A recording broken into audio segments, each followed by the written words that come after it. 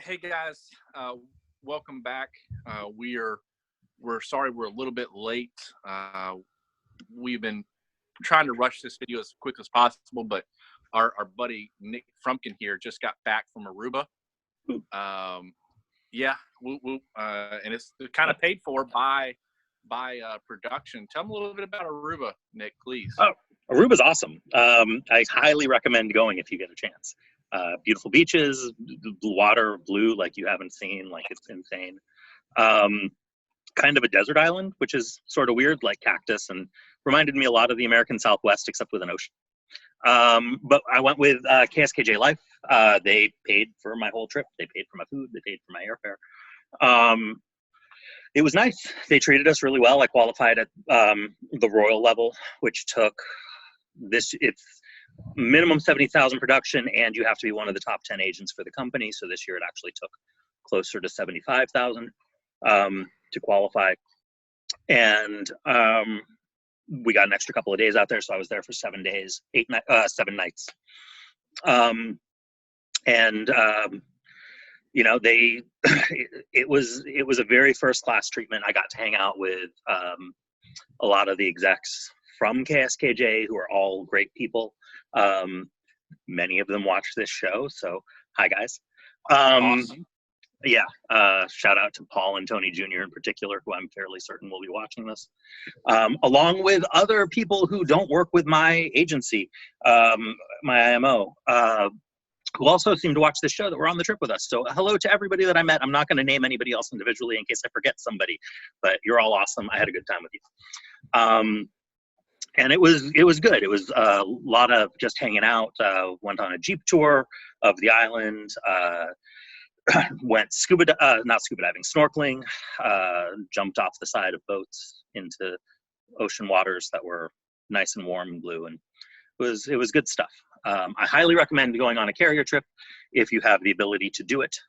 It requires that you focus a little bit on one carrier, but at the end of the day, very worthwhile. A lot of fun. Yeah, well, I know we talked about not too long ago about really kind of focusing in on one, maybe 3 carriers at most, because you can fill in most gaps with that. So it shouldn't be that hard to hit those level of productions. I've seen carrier trips take anywhere between I've seen as low as $50,000 and be in the top 15. And I've seen ones that are upwards in the 150,000.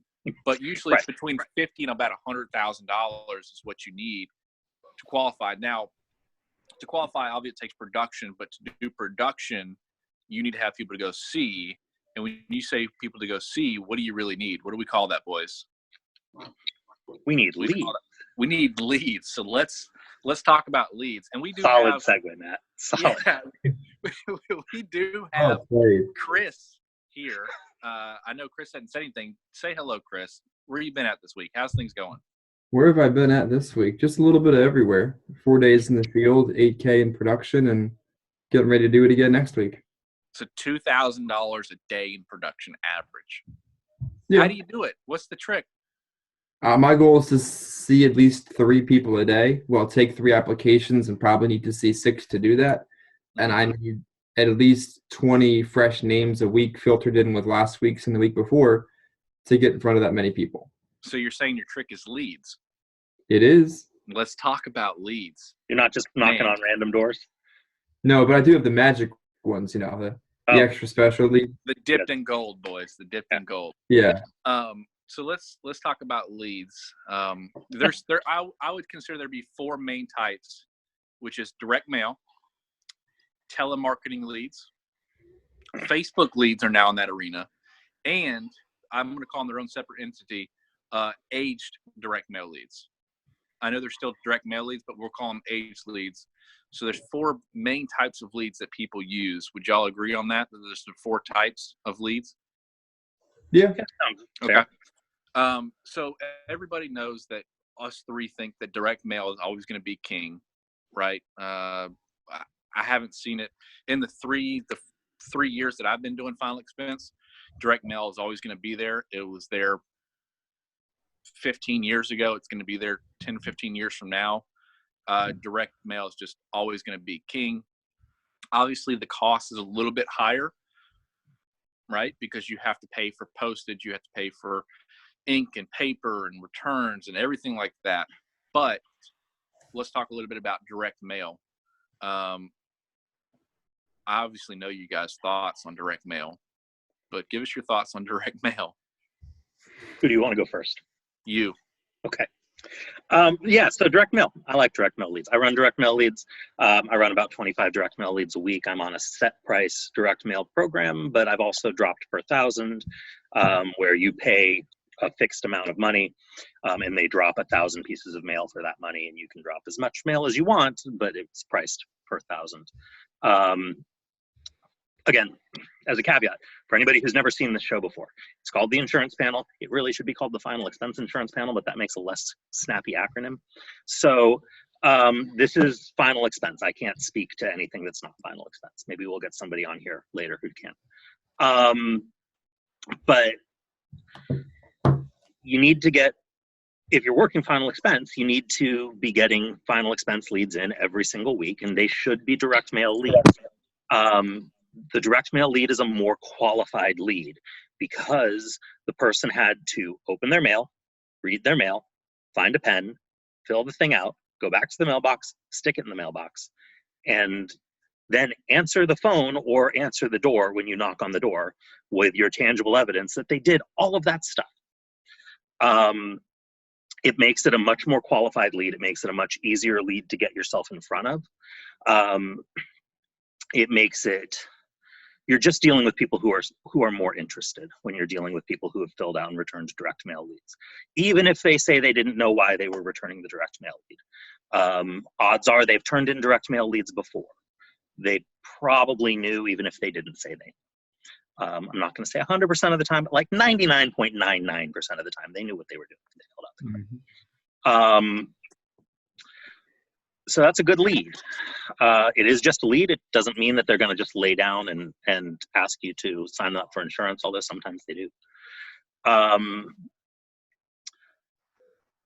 20 to 25 leads a week, I think, for a new agent is a decent amount of leads. I don't think you should be getting less than 20 if you're a new agent. If you can possibly afford to get 20 leads, you should be getting at least 20. More is better, but there's a point of diminishing returns. You know, if you're spending $100,000 a year on leads, you're probably not making that much profit. Maybe you are, I don't know. But probably not, not if you're new at least. So don't do that. But yeah, that's kind of my thoughts on direct mail leads. I spend between $25,000 and $30,000. Okay. So like, I guess here's my first question for a brand new agent who may be watching this. All right. So I know what direct mail leads are. I know how great they are. I see that you're doing a level of production that's $250,000 to $300,000 a year, and you're spending $30,000 or so on direct mail marketing. I just started in the business. I don't have enough to pay for 4 weeks out of marketing to get my first drop back, right? Sure. And it's going to cost me, we'll just say $400 a week, $450 a week for 20 direct mail leads. Yeah. Give or take. Sure, right. Yeah. We'll just, That'd be nice. for math purposes, we'll say $400 a week is what it's going to cost you. Well, no, hang on. Let's say for math purposes, $500. Yeah, it's $500 a week, right? So Easier math and closer to reality. Yeah, easier math, closer to reality. And direct mail is going to take, if you drop one today, it's going to take until March 13th to start getting leads back. 3 weeks to maybe 4 weeks later, right? Yeah, Okay. 3 to 4 weeks. Yeah, that's Chris, all right. Chris or Nick, I don't have $2,000, and no, if I spend $500 a day and I don't have anybody to go see until March, how am I supposed to make it this business? How am I supposed to start?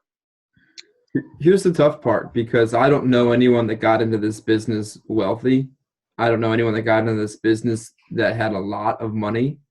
Typically, people have failed into final expense and found it by numerous methods. And it costs a lot to get started, but it doesn't cost as much as opening your own other business. And we're born thinking that we're employees and we're bred that mindset from school, but we need to realize that this is a business and you're opening a store. So it costs money, just like a franchise fee, just like stocking shelves, just like hiring an employee. just like getting, insurance on your business. And it's dangerous to get started with nothing, but nobody got started with much. So it's a tough question to answer. Yeah, no, I agree. I mean, the standard advice is don't start this broke. Save up until you have $3,000 so you can get yourself funded. The reality is, like you said, I don't know anybody who started that way. Like anybody. I started with $11 in my pocket. Yeah. I started with like negative 120. Yeah. Right. So there's just not many people that, like you said, that have thousands of dollars. It's like, hey, yeah, from day one, I want to start dropping 2,000 mailers a week for 8 weeks to get my marketing campaign started. I haven't found one person that was on board with that. Well, so, I mean, I guess the question is, Chris, it's a business. Do we need to get a business loan to start this thing out? Well, there are some places, and this is where it gets murky, that you don't have to pay the upfront cost to get the leads. But it's a short-term pain that after 3 to 4 weeks, you really never notice. And if you're giving up freedom or compensation to alleviate that short-term gain, then it's a dangerous long-term proposition. There are organizations that offer free leads, and there are no upfront cost of $2,000 or any $1,000. You just make far less money because you're not paying for the leads. There are places where you can get started on aged leads. So you buy 20 leads, but they cost $3, and you have the unrealistic expectations that you're going to get the same result as Nick, who spent $560 on 20 leads. I think that if you're going to get started, you need to commit to the lead order. You need to have the ability to pay for it, and you need to have the financial wherewithal that each sale isn't going to mean you lose your house or not. I will admit openly on the internet that I opened up a credit card that was no interest for 6 months. So I had the peace of mind that if this shit the bed, that, I wasn't going to burn through all my savings in the meantime. I'd pay the credit card off later if I failed, but I didn't. But in a way, that was a business loan, and you have to do whatever it takes to do it, because I don't know of any other way to do this business besides getting on a lead order. Okay. And that's not a bad idea. I mean, you have to be willing to commit to then paying the credit card off. But it's not a bad idea, and you're not the only person that I know that did that. I took out a personal loan from family. I'm lucky enough that I have family. My father is in the insurance industry doing other things, but he believed that I would be successful at this. And he said, hey, listen, rather than going with, agency X, who is going to front you your leads, take 10%. They were only going to take 10%, which is not bad for somebody fronting you leads, but still. They're going to front you your leads, take 10%, and then you rack up a huge lead debt that you're never going to get to pay off. I'll loan you, essentially $4,000 and go with the company I ended up going with FTX, right, where they were not willing to front me my leads because rightfully they think that puts the agent in a bad position. I have said before on this show, free leads are the most expensive leads you will ever buy. Even if you're only losing 10 points. It's never 10 points. And it's never 10 points. Oh, no. It's never 10 points. But even if you're only losing 10 points, free leads are the most expensive leads you will ever buy. You will cost yourself thousands more dollars in lead cost by taking free leads. Unless you are writing less than $1,500 a week. So if you're positive you're going to fail in this business, take the free leads. I don't know why you're starting in the first place. Yeah, and I think we discussed that before, that I'm kind of on the side with Chris. Like, I would rather have a interest-free credit card for 6 months and pay a little bit in interest fees, which is like percents, versus losing 40% on my contract and realize how much I'm losing there. But that's a different story for a different day. Right. But what I did is I got age leads to start. guys, I didn't have a whole lot of money. I sold my computer, and I sold like my Xbox, and I had like, I was, like I said, I had $11 for my name, and I scrounged up $400 selling a computer that I paid $1,000 for, and an Xbox that I paid $400 for, but I got $400 out of it because I knew, and I ordered myself 200 AIDS direct mail leads that were anywhere between 2 to 4 years old, and I worked 1 week, and I wrote $10,000 annualized premium, and I haven't looked back since. And I never ordered another AIDS direct mail lead again because it was awful calling through that many people to get that many appointments, to sell that many, yeah, I did it. And I tell that people that story, but they have this real unrealistic expectation that if they do the same thing, they're going to write the same amount of business. It doesn't work that way. You don't know what you're going to get with AIDS direct mail leads. How many AIDS direct mail leads would you say you need to equal one good exclusive direct mail lead? 20. So you need to order 20 times as many direct mail leads as you do regular. So if you're ordering 15 to 20, 15 to 20, yeah. Well, so like 400 direct mail leads equals 200, like 20. I would say anywhere between 200 to 300 would equal between 20 to 30 fresh. Okay. If that makes, I know that doesn't add up my math, but I'd say anywhere between 15 to 20. Okay. I'll simplify it. I'll just say spend the equivalent amount of money that you would have spent on a single week on fresh leads. So if you would have spent 500, then whatever the equivalent is in age leads for 500. Because an age lead could be $3, it could be $10, it could be $18, it could be previously worked, it could be unworked, it could be it's kind of like a big broad spectrum category. Right. So I think one of the advantages with aged leads and a large volume of leads in that early phase is you get rid of the fear of, oh my God, this one person was $30 and I just burned it. Nope, this is one of 75 other people, and I've got plenty of other people. So if this is a joker, then throw it out and look for the ace. Right, but don't only buy 20 aged leads. No, it's not. They're not. You're going to be doing aged leads, buy in large volume, right? Mm-hmm. Yeah, that's the way that they work. Where I've seen I'm sorry to cut you off. I've seen a big problem with age direct mail leads, especially when the IMOs are selling them, is they'll resell, like, let's say I bought 200, 3 months from now, they may sell this exact same 200 to somebody new, and he's going to run through, and there's a chance that person doesn't know who I am, that I work in the same IMO with him or the same company with him, and he'll go rewrite my business with another carrier that's in that realm. And so you got your own buddies replacing your business off of the same leads. I've seen it happen time and time again, and people lose their minds and fights ensue over age direct mail leads. So I think they're a very, very, if you have to be cheap, and I like Chris's example, just simplified it. If you're going to spend $500 for your first direct, spend $500 and get yourself anywhere between 50 to 250 age direct mail leads, and work the devil out of them, and realize that whatever money you've make off of those amount of leads, take 30 or 40% and redrop it into fresh direct mail leads, or a fresh marketing campaign that's going to serve you much better and make you work a whole lot less.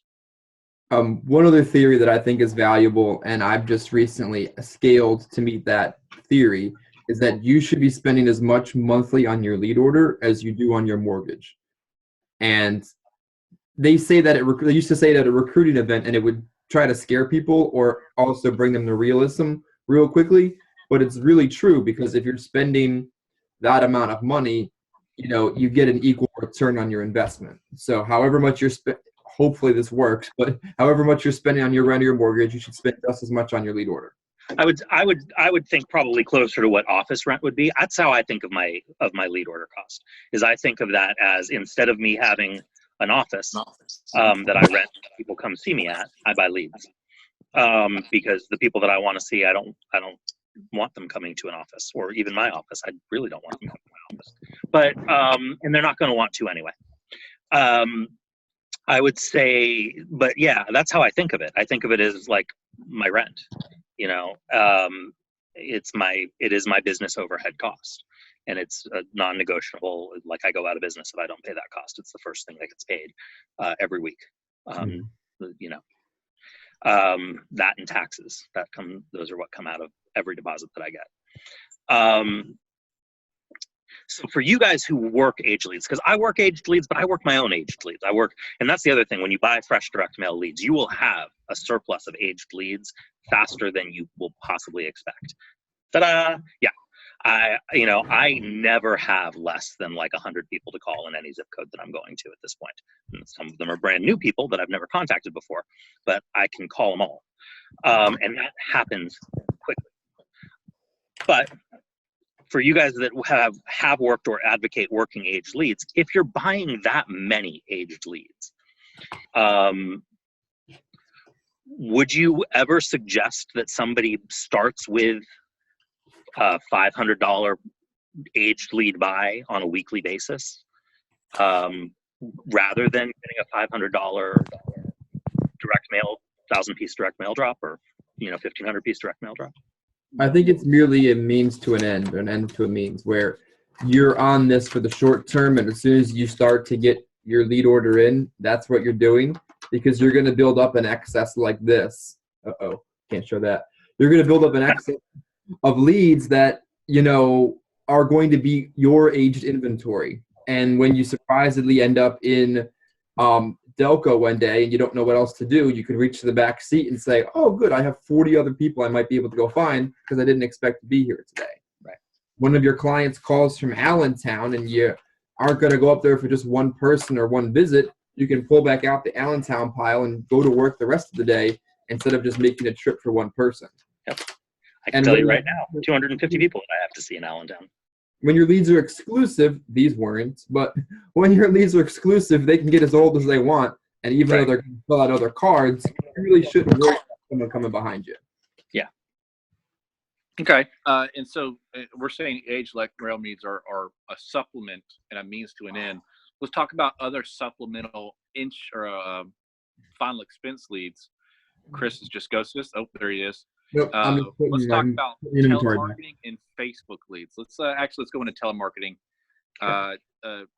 Nick and I were talking a little bit about this right before you came on, Chris. But do you ever work telemarketing leads, Chris? I worked one batch of avatar leads because it was the cool thing on the block, and I just wanted to see what it was like. And the leads either were terrible or they were laydowns. It was the strangest experience. Mm-hmm. And I only did it once, so that's not a fair comparison of a lead type by any means. But it was either nothing happened or I got in the house and the lady had literally had her ID and her Direct Express card out, and I start warming up with her, and she's like, well, when do we buy insurance? So other problem with those is that you're just going to be all over the place. I did some telemarketing leads that were not avatar, and the geography it spanned was just burdensome. And I noticed the higher mortality of folks on those for some reason. But there's better ways to do the business, so I wouldn't do it that way if I didn't have to. I've worked a lot of telemarketed leads. Before I was on my step price lead program, when you're buying 1,000-piece drop every week, sometimes you have weeks where you get like 60 leads come back, and sometimes you have weeks where you get like 3 leads come back. And you try to kind of manage it so it all works out, but it doesn't always work out. So sometimes you need filler. And so I've worked a lot of telemarketed leads as that filler in the past. And I think you're right. Avatar leads, I think, are illegal in all 50 states now. Mm-hmm. I know they're definitely illegal in Pennsylvania where I work. So don't worry about those. But all telemarketed leads have a problem of you will get a higher percentage of people who are not mentally all there. Yes. You will also get a higher percentage of people who are very, very, very, very sick. And you will get a higher percentage of people who really, really, really want to buy that you can't do anything with because they're either not mentally all there or they're really, really, really sick. And that's frustrating. My math has always been you need roughly 2.5 telemarketed leads to equal 1 direct mail lead. So if you're getting 20 leads a week, you need to be getting about 45 telemarketed leads to have a replacement for your week of direct mail. With the companies I used, I never had the problem of being all over the place. I was always able to keep it kind of tight geographically. But the other issue that Chris may not have run into because he hasn't worked them as much is area burnout. Area burnout is real high with telemarketed leads. And your first pass through an area, telemarketed leads can be really strong. You can get a lot of those laydowns where people are literally waiting for you with their checkbook in your hand. And then if you go back to that area anytime within the next 6 months, it's going to get tougher and tougher and tougher. And eventually the lead company will start telling you that they can't fill your full lead order, and because they're dealing with do not call lists and all sorts of other stuff. You've just got a lot lower population to work with. We need more geography. Give us more counties. Yeah, please give us more counties. Like, oh man, so I'm gonna get you gave me 3 in the one county I wanted. Now I got to go work another 7 in another county and then another 20 in another county. Yeah, I'll tell you, I did a fixed cost, or like, I would say fixed cost. I did it where I was ordering 20 telemarketed leads a week for, I think it was a total of like 9 months every week. And that was on supplement into my direct mail. You're 1,000% correct that I had more people that had a dementia or an Alzheimer's or something of that nature than I ever had with direct mail. It would be, I would say, 8 times a month I would run into somebody, 2 a week, that had those ailments where I couldn't and I didn't want to write any business with those. And it's because they don't know how to take themselves off the do not call list. And the other problem with telemarketed leads is because of the do not call list, you're literally losing 99 out of 100 people for them to call because they just take themselves off that list. And those are the more qualified clients, and those are the ones that you want to direct mail to. So, when they have that small pool of people to call, if you work an area, I think I worked the biggest county in South Carolina, and I was in it for 3 weeks. And they're like, yeah, we can't, no longer. And I ran over all of South Carolina in a huge triangle. I mean, South Carolina is kind of like a triangle. I ran the whole South Carolina triangle. And by the time I got back to the center, they were like, okay, we can start calling the worst one, the very first one again.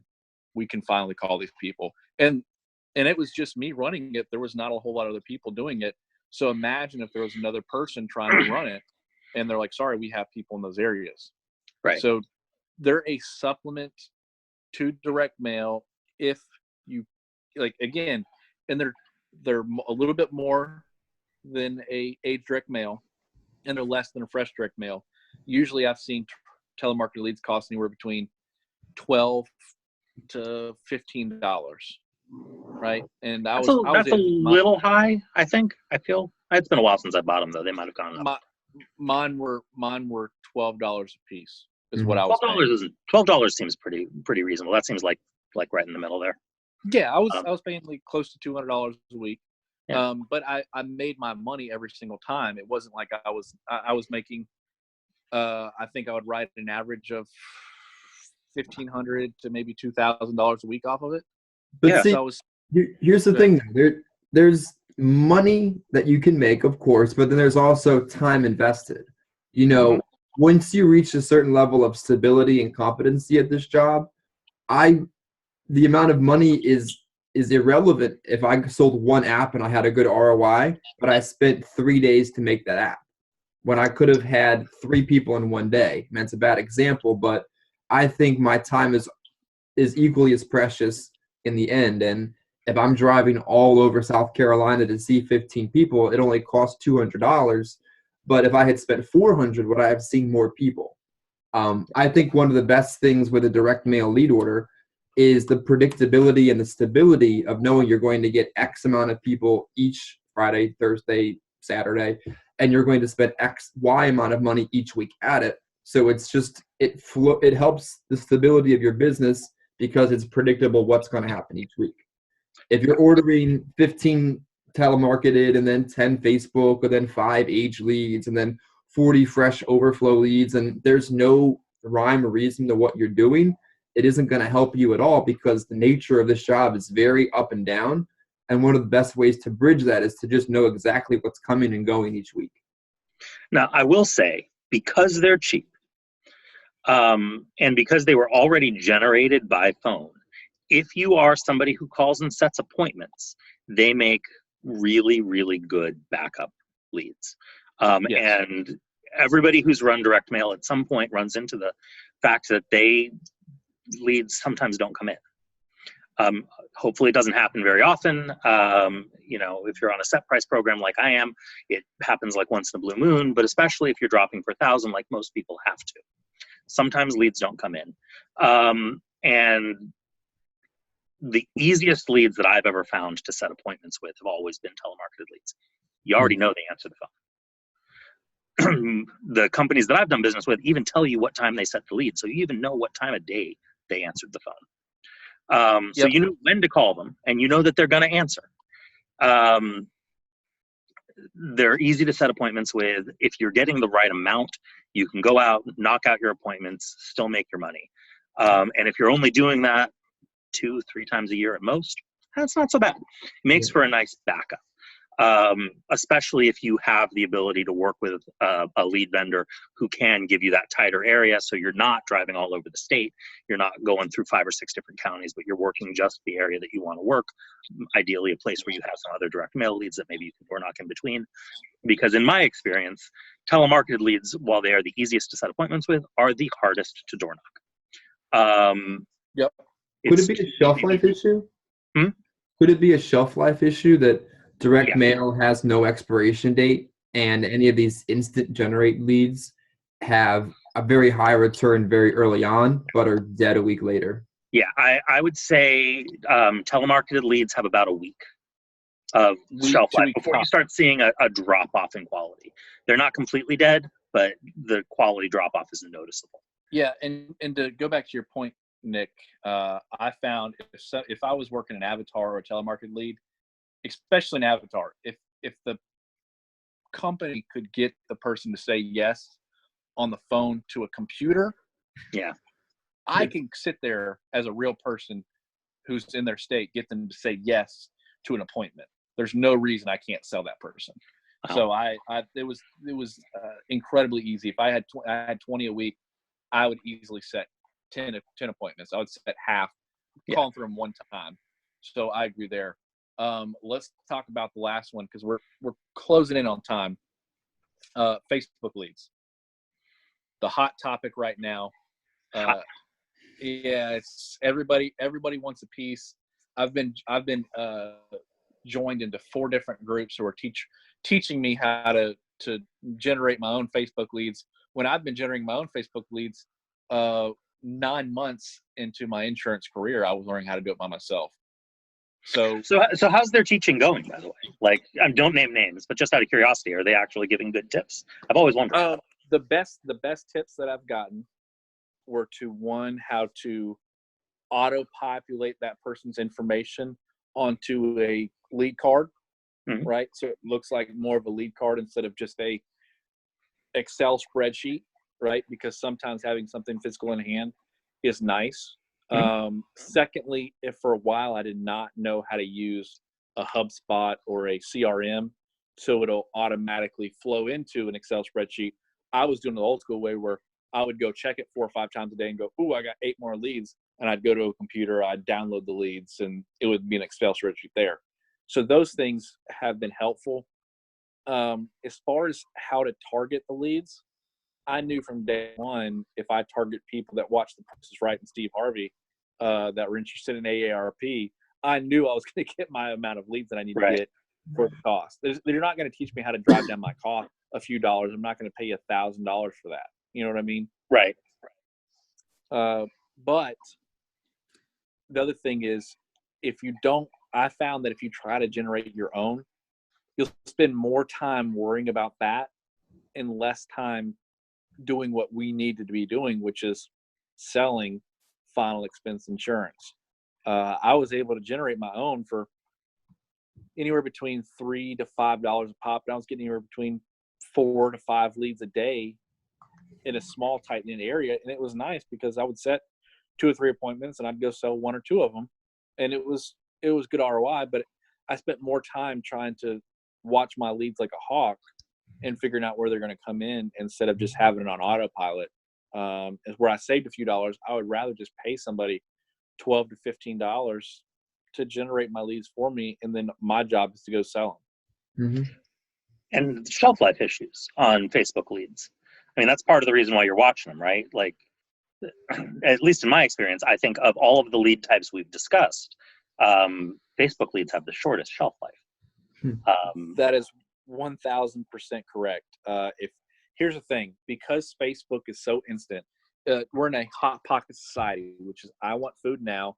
I'm going to put it in the microwave, and a minute later, I'm going to have me a nice hot pocket, right? So if the person's if they're sitting there talking about final expense, or they're at a funeral, and then all of a sudden, a couple of days later, they see this thing about the Social Security death benefit and final expense insurance, and they go, ooh, I'd like to see if I qualify now. They put in their information. They're expecting a call very soon. They want to know now. If you're not jumping on it now, you might as well go ahead and throw that lead away. Have you used Facebook leads at all, Chris? I don't want to make comments about one lead order, but I did make my money back on the $350 I spent, and I think they are a great supplement. I think I would rather somebody start on Facebook leads than age leads. And if I'm going to go travel to train an agent, or I'm going to be out of the area, I would rather generate fresh Facebook leads than 2-year-old resold leads. Mm-hmm. But I think they're just an ends to a means. And I don't know of any top producers writing $20K a month on Facebook leads consistently. Anybody can do something once, but consistency is what matters in the business. I know a couple of producers who produce a lot that consistently buy small amounts of Facebook leads. You know, they get like a consistent 10 a week, either self-generated or through a vendor that just has them on a repeating order. But it's always as a supplement to their direct mail. Mm-hmm. Every time I've used Facebook leads, and it's the reason why I haven't used telemarketed leads in a while, is I've used them as a supplement to my direct mail. They have become my preferred supplement to my direct mail because they generate just so damn fast. Mm-hmm. I can place a lead order on Thursday, seeing that, oh shoot, my leads are light this week, and I will have leads to call on Saturday morning. I'll have my full lead order in. And if I do the same thing with telemarketed leads, I might not be able to have leads to call until Wednesday the following week. Mm-hmm. Do we have 2 minutes? Do we have 2 minutes to touch on mixed message leads that don't just say life insurance, that lead say other things on them, leads that say nothing about life insurance and you expect to sell life insurance to them? Just a variety on the lead type that a lot of organizations use to keep their overall costs down, but might become more difficult for the agent to sell because the person may say things like, oh, I filled that out for the blank. Like Walmart card leads. Not even just that, but generically, I thought it was free. Yeah. I just filled the card out because I wanted to get my $25 Walmart gift certificate, or I filled the card out because I wanted to get my funeral planning guide, or I filled the card out because I wanted to get information on Medicare, whatever, mm-hmm. Right? And we like to play games in our head, and we like to trick ourselves. And I think what the lead says is mostly in the agent's head than what's in the prospect's head. Because I'm convinced they read 3 things, and they're like, yep, going to fill this out again. Oh, here's that person again. But when you're new, I think it's important that the lead be as specific as possible, because objections are still something you're getting used to. Mm-hmm. When you're experienced in the business, the lead could be a fresh underwear lead. And if the person's 50 to 80 and low income, all you got to do is put me in that neighborhood and I'll make something of it. Right. But it's just important that that people that watch realize that not all leads are the same. And we might be talking about a generic final expense or final expense life insurance lead, but some leads say a bunch of other stuff on them just because they cost less to produce. Well, and I started my career. I don't like the Walmart leads and stuff, but I started my career on a lead that didn't say anything about life insurance on it. And then I spent about a year and a half running a lead that explicitly said, this is life insurance. And then I have gone back to leads that don't say anything about life insurance on them. And honestly, like years on each type of lead. Only 3 different types, but 3 completely separate leads. For me, what the lead says is almost meaningless. I track a lot of my numbers, and it makes no difference at all what the lead says for me. But I agree, if I was brand new, I would rather have a fixed price lead program where it said this is affordable, low cost life insurance. But see, Nick, you're speaking of a variance between a blatant life lead and a generic FE lead, and not you may also receive information about the no cost blank program. Yeah, honestly, I don't like those for anybody. Although, being said, everybody, different strokes for different folks. I do happen to know of a guy that wrote about $345,000 last year that exclusively runs those, Walmart leads, where it says, fill this back out to get your free $25 Walmart gift certificate. We'll and funeral planning guide, and we'll talk down. I don't like those leads. Mm-hmm. I feel like they're weaker leads, but if I'm going to spend money, I want to spend money to get the most out of it. I don't want to cheap out. But I don't know. Yeah. Here's the one thing that I don't like about Facebook leads. The vendors that are selling them will not. They say they cannot and they will not give you what it is, right? Which, when you're going up to the client, you have to know what the client saw. With telemarketed leads, it's boom boom. It said it's being recorded. With direct mail, even on age direct mail, it says it on the card. You know exactly what it is. Mm-hmm. But when you get Facebook leads, as an agent, even though you just go, hey, you were on Facebook and you saw the thing about life insurance, and if you're not an experienced agent, they're like, no, I thought it was something else. I'm sorry. Real easy. You just wasted yourself $15, $20, right? Yeah. If the Facebook vendors would go, here's what it says, this is what it is, we're going to do it for you, I guarantee they would make so much more money, right? Yeah. I hope one of them watches this.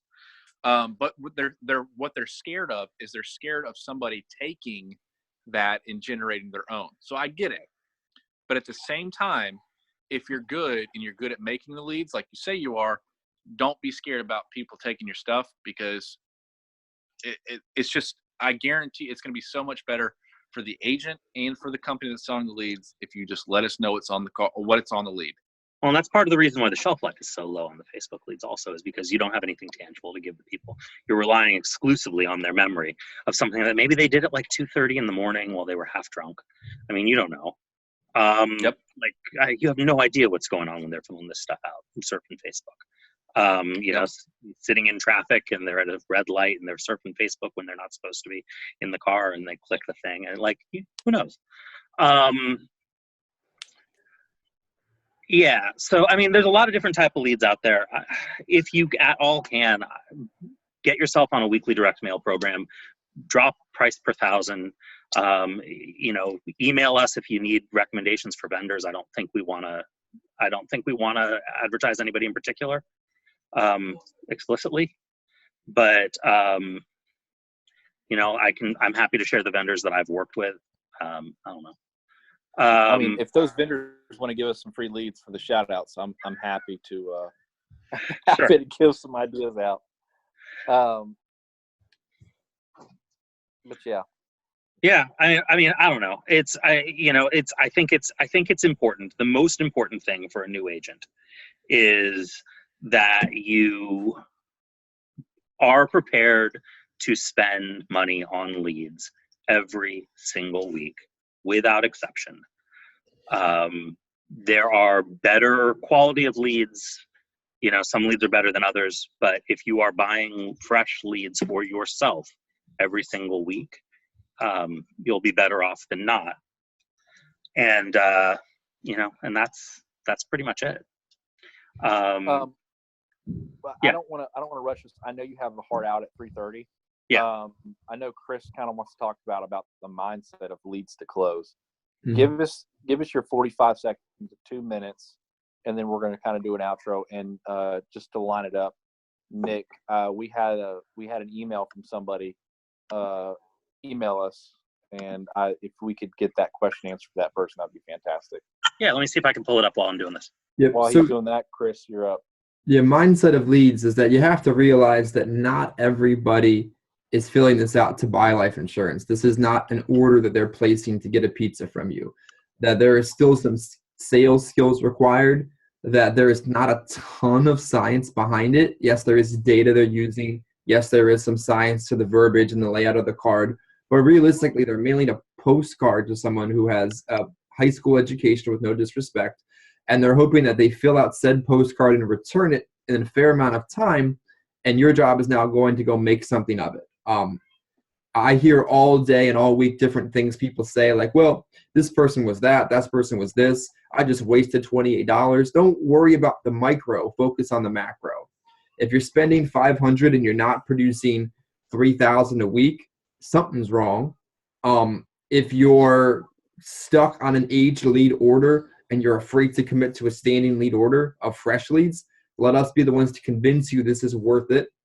If you're expecting full-time results and you're working 10 leads a week, you're not going to get but part-time results.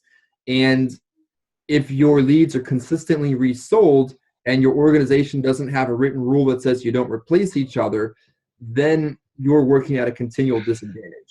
You should be on an exclusive minimum of 20 lead a week lead order. And I think if you're shopping around organizations, if you're new, you should have an organization that outsources this for you. So you fill out a form and you get leads and you don't have to overthink it. Because once it's on autopilot, it'll make your life a lot easier. If you have to overthink it each week, you probably won't do it. Yeah, I completely agree with that. Like 100%. There's nothing that I would change there. You've got to just bite the bullet and do it. It will make the difference in your success. I will say I know of at least one person who is now running his own sub-agency who used to work with me at FEX and then used to work with Chris at EFIS, who's now off doing his own thing, who I've seen say multiple times he has never known an agent in the years that he's been running to start off with anything other than direct mail leads who has succeeded. I'm sure that doesn't mean that there aren't people out there who make the leap, but you are setting yourself up for a much harder uphill climb if you are starting yourself off on telemarketed leads or Facebook leads only or aged mail leads only. Yeah. You need to get some fresh direct mail leads in every single week. Yeah, I'm gonna parlay off that real quick. I'll commit to train any agent of mine as long as they're on the lead program, because I know if they do exactly what I do, it's got to work because I know it's worked. But if you're going to variance on that, you can't blame me if it didn't work because you didn't do it. So this is the best recipe for success. Yeah. Just watch the video over and over again until you believe what we're saying is true. Yep. And the other part is because it's a marketing cost for your business, it is a tax write-off. So don't view it as an expense, view it as a tax write-off at the end of the year, because we're going to start needing those very, very soon. It's tax time, boys. Get ready to file for your extensions. Anyways, all right. Nick, do we have a question that we can answer? We do. It's the one from Ron, yes? Yep. So I'm going to read the question, although having read this question, I think it might make a topic for an entire video. So let's see what you guys have to say. We might be able to do a full 20 minutes on this. But Ron wrote in, said, I've enjoyed all your videos. Thanks, Ron. Chris touched on something that's interesting to me. What do you guys take into the home with you? I carry a clipboard with my leads and a zippered portfolio with my materials and an iPad. Do you wear an ID badge, as some suggest? Inquiring minds want to know. And honestly, I think we could do an entire whole 20, 25 minutes on that. How to get yourself into the home and what you should take. But, I think, yeah. But, I do wear an ID badge. I carry a briefcase. I don't know. Chris just flashed what he brings? I think that I come from a paramedic mindset where I have to have everything I need there, and I'm not going back to my car for it. I work in an urban environment where I might park 3 blocks away from the house, so there's no, oh, let me run back to my car and get that. Not going to happen. And I've heard clients say over and over again, you look like you're really put together. Everything looks really smooth. It happened very naturally. That's because the bag is organized very specifically that I can just reach and grab, and it looks clean, it presents well, and it doesn't look like I'm moving in, but I have everything I need to do the job. Yeah. Yep. It's right. part of that whole looking professional thing that we talked about before. Yeah, I think that is something that we can do a whole video on, maybe a short, maybe even a live video, to where other people can tune in and give us their thoughts on it as well. I think that's great. That might be a really good one. Chris, give us the outro that you're so known for. Yep. This is just 3 guys from 3 different organizations talking about this particular topic in Final Expense, and it's not a representation of any organization we're affiliated with, any insurance company we're contracted with, or any prior IMO or insurance company we ever worked for. I love it. Guys, it's been a pleasure. This has been the insurance panel. I don't know what episode we're on, but it's absolutely been a pleasure working with you guys so far. I can't wait to do more. If you have anything, please hit the subscribe button, like us, share us out to somebody. We know people are watching. We've gotten a lot of feedback, and we love it. If you want to ask a question, ask it down below in the comments, or reach out to us via email at theinsurancepanel@gmail.com. Again, that's theinsurancepanel@gmail.com. We've gotten quite a few. We've had people reach out to each one of us specifically and say they enjoy the content. So we really enjoy you guys. But we know statistically that by the numbers, about 60% of you that are watching this haven't subscribed yet. So I'm going to call you out. Go ahead and subscribe.